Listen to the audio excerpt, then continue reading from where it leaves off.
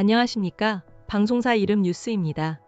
도널드 트럼프 미국 대통령이 세계 에너지 교역의 핵심인 호르무즈 해협의 재개방을 위해 유럽 동맹국들의 참여를 종용하는 과정에서 우크라이나에 대한 무기 지원 중단을 압박카드로 사용했다는 충격적인 보도가 나왔습니다. 파이낸셜 타임스가 현지 시각 2일 보도한 이 내용은 국제사회에 상당한 파장을 일으키고 있습니다. 앞서 트럼프 대통령은 이란의 공격으로 호르무즈 해협이 봉쇄되자 유럽과 아시아 동맹국들에게 해협을 지킬 연합 구성과 군함 파견을 촉구해왔습니다.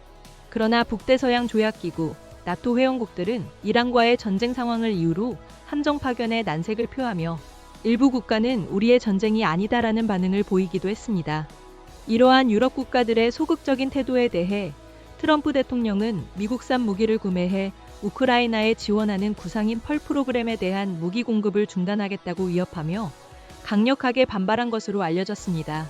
파이낸셜 타임스는 이 논의에 정통한 3명의 당국자를 인용해 이러한 미국의 압박이 결국 지난달 19일 영국, 프랑스, 독일, 일본, 캐나다 등 7개국이 발표한 공동성명으로 이어졌다고 전했습니다.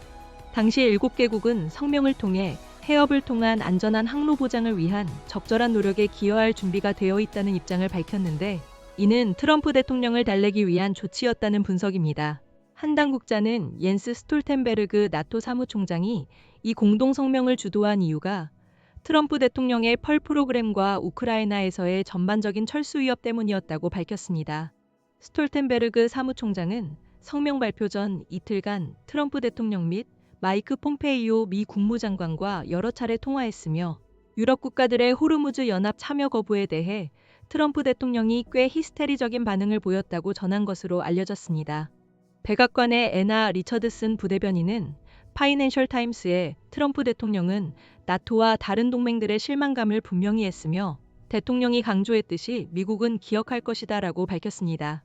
트럼프 대통령은 유럽 동맹국들이 이란과의 전쟁 지원에 소극적인 것에 대해 지속적으로 실망감을 표명해왔으며 우크라이나 전쟁 역시 유럽의 문제로 규정해왔습니다. 한편 이란과의 전쟁이 격화되면서 미국이 우크라이나에 공급할 예정이던 패트리엇 방공 미사일을 중동으로 전용할 수 있다는 관측도 나오고 있습니다. 마이크 폼페이오 국무장관은 지난달 27일 펄 프로그램을 통한 우크라이나 군사 지원이 이란 전쟁에 영향을 받지 않았다면서 아직 중동으로 전용된 것은 없다고 말했습니다. 다만 폼페이오 장관은 미국이 이란과의 전쟁으로 소진된 비축량을 다시 채우기 위해 우크라이나에 보내기로 한 무기를 다른 곳으로 보낼 가능성을 배제하지는 않았습니다. 지금까지 방송사 이름 뉴스였습니다.